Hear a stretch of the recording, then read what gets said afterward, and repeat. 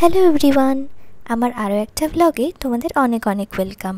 সময় এখন প্রায় 8:30 আর এখন রান্না করছি পটলের একটা ঝাল ঝাল তরকারি আর তার সাথে কাঁচকলা ভাজা। অনেকেই হয়তো কাঁচকলা ভাজা করার সময় এই কাঁচকলার গায়ে যে খোসাটা আছে ওটা ছাড়িয়ে ফেলে দেয়, কিন্তু আমি সেটা করি না। আমি কাঁচকলাটার খোসাটা রেখে ভাজাটা করি, খেতে কিন্তু বেশ ভালো লাগে। মানে বাইরেটা বেশ ক্রাঞ্চি হয়ে যায় আর ভেতরটা নরম নরম থাকে। এদিকে কলা ভাজাটা বসিয়ে চালটা ধুয়ে নিয়ে ভাতটা বসিয়ে দিচ্ছি। এমনি আমরা প্রায় রাতে রুটি খাই, কিন্তু মাঝে মধ্যে আর রুটি খেতে ইচ্ছে করে না, তাই সেই দিনগুলোতে ভাতই খেয়ে নিই। তো কলা ভাজাটা হয়ে গিয়েছে, তাই ওটা নামিয়ে নিয়েছি আর এখন এই পটলের তরকারিটা বসিয়ে দিয়েছি।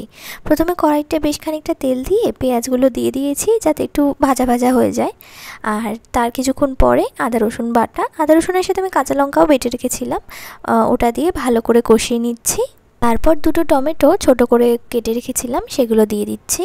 তারপর সব কিছু ভালো করে মিশিয়ে নিয়ে একটু ভালো করে কষিয়ে নিচ্ছি। সবার কিন্তু রান্না করার ধরনটা একটু আলাদা রকমই হয়।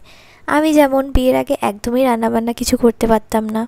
আমি রান্না শিখেছি হচ্ছে এই ফ্ল্যাটে আসার পরে। আমি যবে থেকে রান্না করা স্টার্ট করেছি সেই রান্নাগুলো কিন্তু খুব খারাপও হতো না, আবার খুব ভালোও হতো না, মানে অ্যাভারেজ ছিল।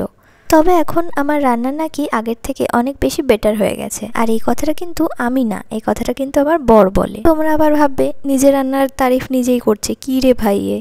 তবে হ্যাঁ, যে জিনিসগুলো আমি করতে পারি না সেগুলো নিয়ে আমি বেশি মাথা ঘামাই না, কারণ দুনিয়াতে আছি বলেই আমাকে যে সব কাজ জানতে হবে এবং সব কাজ প্রপারভাবে করতে হবে এরকম কোনো মানেই হয় না। তো সে যাই হোক, বারান্দায় অনেকগুলো জামা কাপড় মেলা ছিল আর রাত হয়ে গেছে তাই তুলে নিয়ে এলাম। বর গেছে এখন খেলতে, ও ঘরে এলেই আজকে একটু তাড়াতাড়ি খেয়ে নেবো, কারণ সন্ধ্যেবেলা আজকে সেরকম কিছু খাওয়া হয়নি আর খিদেটাও খুব পেয়ে গেছে। যাই দেখে আসি, পটলটা মনে হয় এতক্ষণে হয়ে গিয়েছে। হ্যাঁ, পটলটা কিন্তু এখানে একদমই রেডি হয়ে গেছে। তো রান্না তো হয়ে গিয়েছে, আর এখানে আমি স্ল্যাবটা একটু ভালো করে পরিষ্কার করে নিচ্ছি। না হলে এখন তো খুব গরম পড়েছে, সেই কারণে অনেক দেখেছি পোকামাকড় বলো, তারপরে লাল পিঁপড়ে মানে আর কি এখানে ঘোরাফেরা করে। তাই প্রতিদিন রাতে আমি এই জায়গাটা খুব ভালো করে পরিষ্কার করে রাখি। আর তার সাথে তো গ্যাস ওভেনটাকেও পরিষ্কার রাখতেই হয়, কারণ প্রতিদিনের রান্না তেল মশলা সব এই জায়গাটায় পরে আর দেখতেও খুব বিশ্রী লাগে, মানে ওভেনটাকেও ভালো করে ক্লিয়ার করে নিচ্ছি। তারপর রান্নাঘরটা ক্লিয়ার করে নিয়ে একটু বসে বসে আর কি ফোনই দেখছিলাম।